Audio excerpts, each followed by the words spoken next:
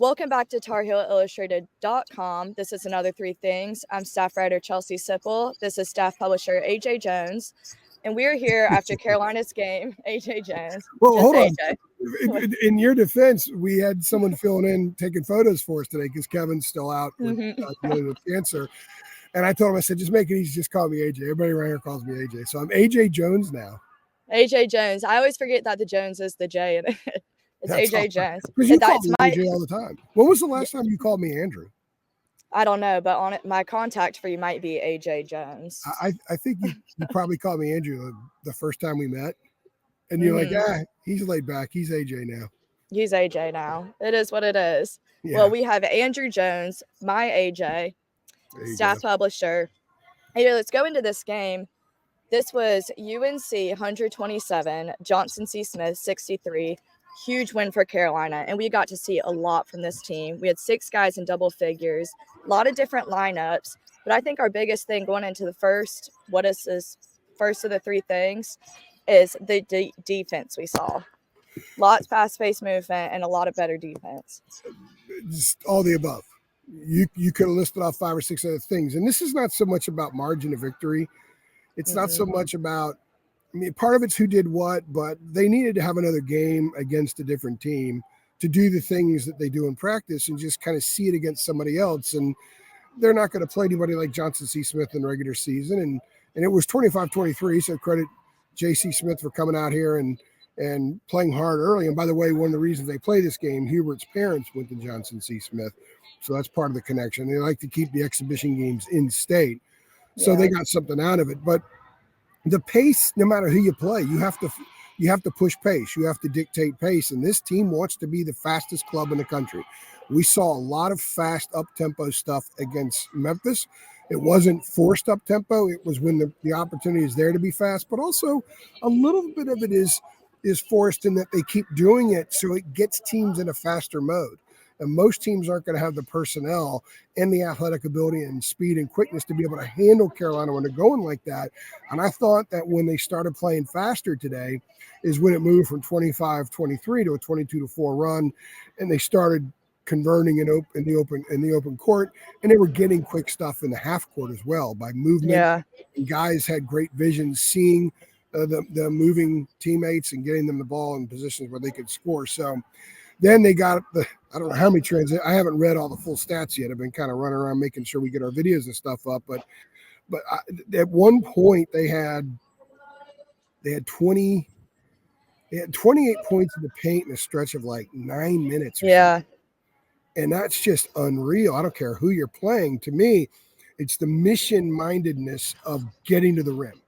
It's the mission-mindedness of great spacing in the open court, making the smart pass to the right guy in position where he could do something with it, and sometimes adding a little flair to it, which this team has the ability to do a lot of highlight reel stuff. I thought that was impressive, and that was them getting a lot out of this. Some people may say you get more out of a practice. I say no. They play these games for a reason, and I think doing it against somebody else, against a different color uniform, with people in the stands, with the referees out there calling the game, with the clock running and everything else, I think that there's tremendous benefit to that. And the Tar Heels getting their pace going, which some of it began on the defensive end. They got a lot of turnovers they were able to turn into open court baskets. But even when Johnson C. Smith scored, there was a time in the Memphis game where Memphis scored and Carolina converted on the other end with 26 seconds left on the shot clock. Today, we did the same thing again. A rip and run out of the net when the ball goes through. That's who this team is. So the more games they play, regardless of the opponent, where they're able to do those things and that become who they are on a regular basis without having to have Hubert tell them to move fast and all that stuff. It just instinctively happens. We all 5 on the floor. Then this club has a chance to be really, really, really good. So we saw that pace today. I think Carolina fans should be very pleased with what they saw in that respect. Absolutely. And AJ, I mean, you can't do this. You can't have good pace without this, but they look good out there. They look athletic, and you can tell in practice they're running. But like Seth Trimble, for example, I mean, one of the best athletes, if not the best on this team. He is, and he is a special athlete, and his brother, JP Tokoto, was a phenomenal athlete, but I think Seth plays with more body control. I think Seth has more ball skills than JP did. He's a better ball handler. I think when Seth leaves his feet now, he knows what he's going to do, and he's usually pretty good at making that happen. I think that he might be the guy on this team that ends up being the dude that far exceeds what people thought in September. And I'm not basing it just on the 2 games that we've seen, but also the practice, also talking to him. When he flirted with the portal back in the spring, he did it because he wanted to play. And some people are saying, hey, man, the grass might be greener somewhere else. And he had a long conversation with Danny Green, who told him, hey, man, I didn't start till my senior year, and look at me. Lasted a long time in the NBA, got 3 rings and made $150, $200 million and all that kind of good stuff.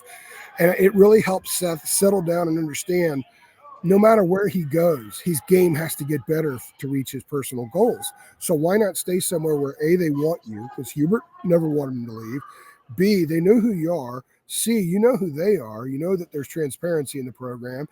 And D, you're going to have an opportunity to play a lot this year and play with guys like RJ and Elliott in a backcourt where all kinds of stuff can be created. And lo and behold, he's a starter. He started today. I think they're going to start 3 guards a lot, if not all year long. And people can talk about the height and all that kind of stuff all you want, but you find me a lineup that can guard those 3. And then when Tyson hits some that couple of quick threes he had today, and with Jay Wash doing what he does, and then you can come with reinforcement off the bench. I think it's a very intriguing lineup. I think it's very intriguing to see Seth possibly play a lot of 3. I talked to him about that today, about it's not just scoring, but it's also defending. He's like, look, their 3 doesn't get the ball, then he is. And if he's in a situation where he gets back down and a guy tries to play him on the block, Seth said he's going to front him. Seth's pretty strong. Seth's built a little bit like a defense. If he had a little bit more, he'd be a defensive back. And he's got a pretty strong foundation. So if he has to push a guy off the block, he might be able to, but he says he's going to front him. And you could front a lot now because you've got Jay Wash back there to erase a lot of mistakes. And he acknowledged that. And also, by the way, Hubert said he thinks Seth can be an outstanding offensive rebounder from the weak side, which is what you want to be. So I think it's intriguing. I think a lot of things about this team are intriguing. I think the variety of lineups that we saw tonight and what we're going to see, a lot of it's going to be predicated on the type of game they're playing, who they're playing, what the score and time is. And they have parts that they can use in those situations. We've seen that in practice, and I've seen it now courtside at Memphis and here in our regular press seats here at the Smith Center. So I think that Seth is sort of that part that can make it all work. Yeah. Because I'm not sure they could go Kate at the 3 and Jay Witt or whoever else at the 4, but Hubert wants 5 guys to make something happen on the court. And I like the way those 5 as a starting 5 can work together. Seth, of course, is the key piece there. He has to produce the rebound. He has to defend at the 3. And, of course, get in transition and run other teams ragged. I can see that happening, and I can see everything sort of falling into place around that. Absolutely, AJ. Well, moving on to our second thing is the defense we saw today. And I think it speaks more than just the score we saw. Obviously 127-63. But the defense looked better, and they looked comfortable and confident out there, especially Drake Powell. I was looking at his length down there by the rim. Looks like one hell of a defender. Hell of a defender is an apt description, Chelsea. And I actually was so impressed that Johnson C. Smith scored a bucket with 7:39 left in the game and had 1 basket for the next almost 7 minutes. Yeah. They were defending. They defended like it was practice. They defended like they're scrapping for playing time.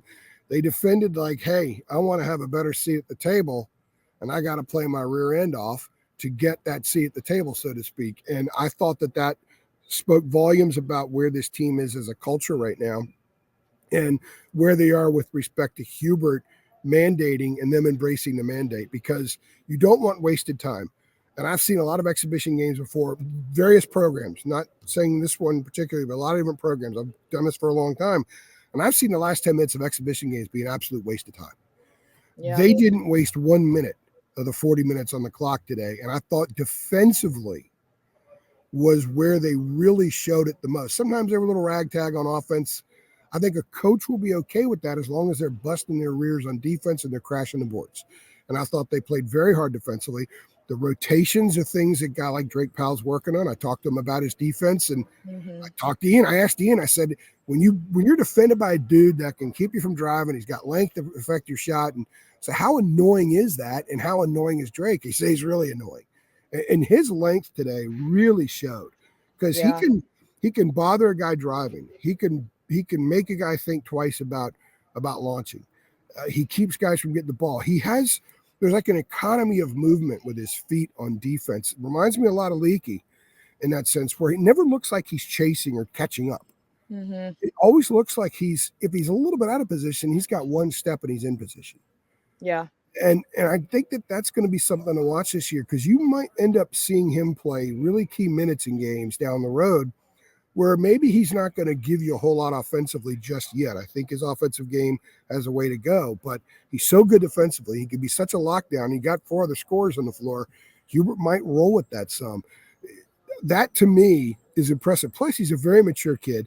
He understands exactly where he is. And he did say today that one of the things he's trying to learn how to do is how to deal with ball screens, when to go under, when to go over, the communication of the ball screen that's coming, or a screen that's coming.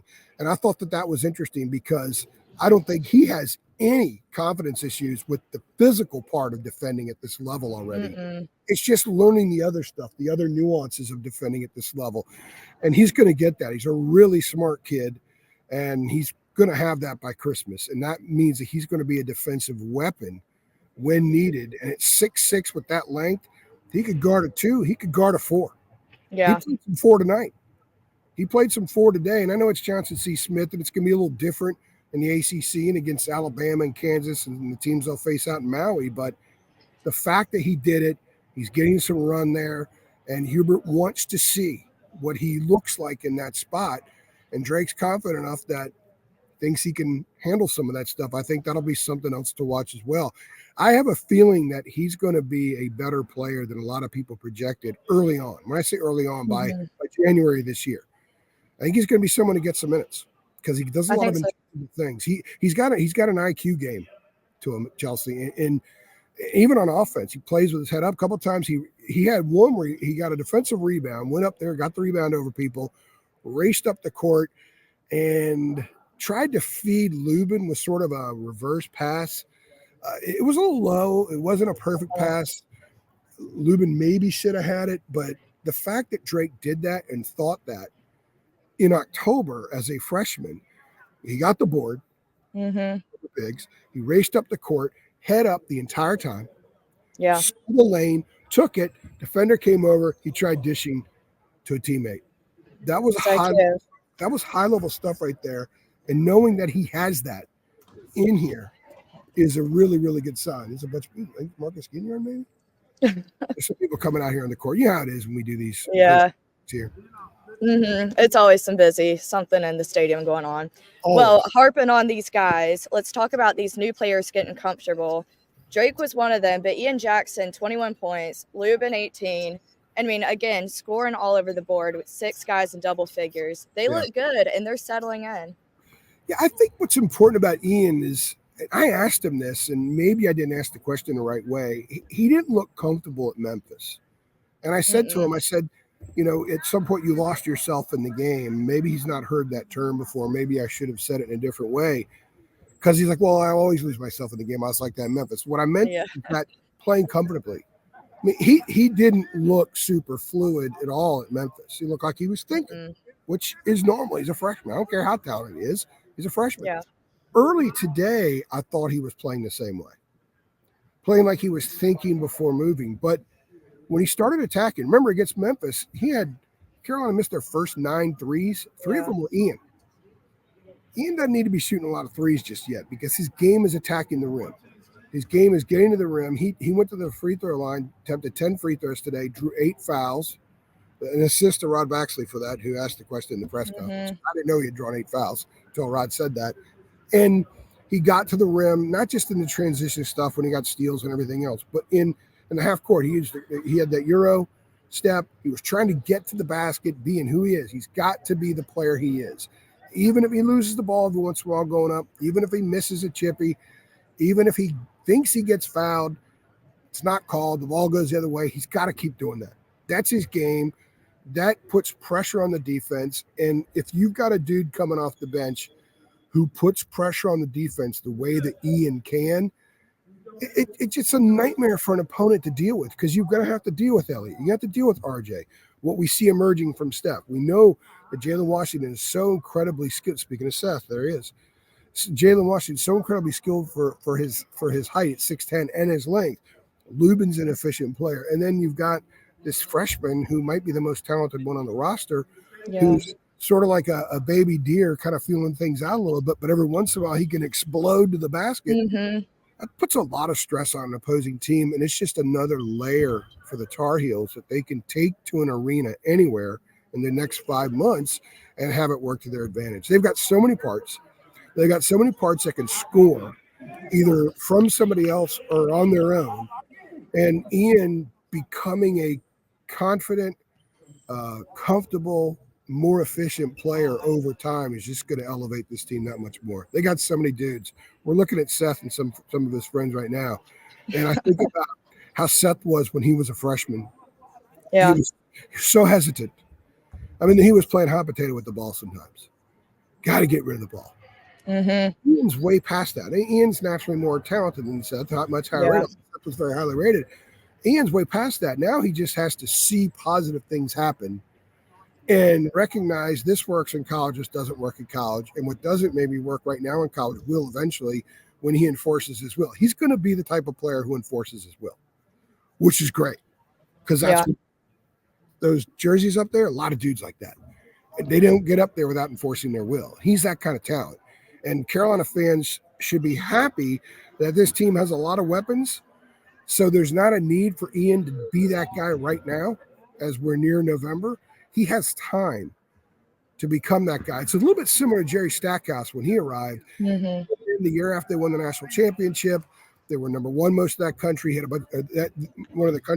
number one in the country that year. I'm misspeaking here. And he had time to grow his game and to get rid of some of the rough stuff. And there was some rough stuff with Jerry. And by the time he got to sophomore year the next year, when those dudes all left, he was an All-American. He was not Sports Illustrated National Player of the Year. I think Ian has a similar comfort with not having to do so much right now, but having pockets where if he makes a few mistakes, that's fine. You can learn from it. He's got to do it being who he is. And I think that should excite Carolina fans because watching his progression over the next 4 or 5 months, I think is going to be equally interesting to watching Drake's. Drake, I think, is more ready to help in a crunch right now because of his defense. But Ian might be the guy that gets the ball in his hands on March 25th in a Sweet 16 game and gets them 12 second-half points and they advance to an Elite Eight. I think he can become that kind of guy for this club. Absolutely. And AJ, adding on to the second part with the moving parts, I mean, that's the good thing about an exhibition game. You get to try out all these different lineups and stuff, and that's where you see the players get comfortable. Tell us about what we saw, with all these different mix matches of people and what it might look like moving forward in the season. I know you gave your little early starting five. Well, that's what's neat because I asked Hubert. They had a different starting five to start the second half. The starting five was Elliott, RJ, Seth, Cade, and J-Wash. Starting the second half was RJ, Cade. No, Cade wasn't out there. It was RJ. Was Seth out there? I can't. I wrote it down. Anyway, you had Ian out there. You had Lubin out there and Withers. So you had 3 different guys. And I asked Hubert, I said, was that just a matter of all the rotations? You had a certain number of lineups you wanted to look at. And he said, yes, that was just, he said, if the game was just continuing on, that would have been my next substitution group. So that's what he started the second half with. He looked at this as an opportunity to get 40 minutes of basketball, to try everything. It didn't matter that the second half after we started, I got to put my starting lineup out there. That was just the next group to be on the floor. That tells you what a classroom this was for Hubert Davis today. This was a massive classroom with fans and referees and whistles and cheerleaders and band and all that stuff. And what he was doing is looking at as many different lineups at different parts of the game for a minute here, a minute and a half there. And they're going to chart and break down every one of those lineups because he wants to see what they're like together. He wants to see where it's comfortable, where it's uncomfortable, and go from there. And I think we're going to see that against Elon. We'll see it against American and maybe against LaSalle some. I don't know how much we're going to see it in the more difficult games, more challenging games, because you got to win. You got to build that net, that RPI, that net, and all that kind of stuff. And you've got to also play games to win, so you have that behind you when you get into January and February when the rotation gets trimmed down some. So I thought it was a really neat giant classroom for the head coach. It was. But right now they're going to be going. They're getting ready to go over film and break it all down and partition every specific lineup and scenario and how they did. And I think that's pretty cool because that's what these games are for. And that's why the players and the head coach and his staff get an awful lot out of this, because they know a lot more about their group now than they did 5 hours ago. And I say that they see these player groupings in practice, but it's different when you're facing somebody else. Mm-hmm. It's different when the lights are on, so to speak. And they were on today, and they came through. I can't sit here and tell you what player grouping didn't do as well. There were so many of them, and they were changing so often.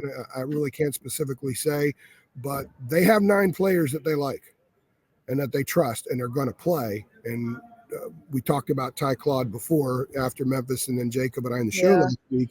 He's still trying to get certain things taken care of that we put out there about a week and a half ago. So we don't want to go any further than that. If and when he does help this team, and it will be at some point, he'll be another piece inside. But right now, the 9 that they have, they feel really good about. And I thought you saw then Lubin take a step forward in comfort with the guys. Yeah. I thought you saw Tyson do the same thing. The quick releases, 3s that were quick releases today. Yeah. It's a high quick release. He's going to get that thing off. And then, of course, what we said about Ian and Drake. I thought those 4 guys, newbies with this team, I thought that they took a big step forward and being comfortable with everybody and just kind of feeling a little bit more a part of everything. Absolutely. Well, AJ, this was a fun game to watch. I mean, it's highlight reels everywhere. And so I'll tell the audience that if you're not watching the highlight reels, or if you have already, make sure to check out the post-game interviews on our YouTube channel and the other videos, because we've got that content too. Absolutely. So thank you so much for tuning in. We got 5 player interviews. We got 5 player interviews in Hubert. And a lot of good stuff. The player interviews are this is a smart team. It's an articulate team. These are kids that are pretty thoughtful with their answers. And so far, getting to know the freshmen, getting comfortable with them, I really think they're going to be useful interviews. When I say useful interviews, they're not going to give canned answers or feared responses. They're going to say what's on their mind. Yeah. And that's going to be really cool as the season moves on and they get even more comfortable. And they get comfortable with us, too. Absolutely. Well, make sure y'all go check out that content, because that's good stuff, too, for Carolina basketball. But Thank you, AJ. We'll be back with another 3 things. Thanks.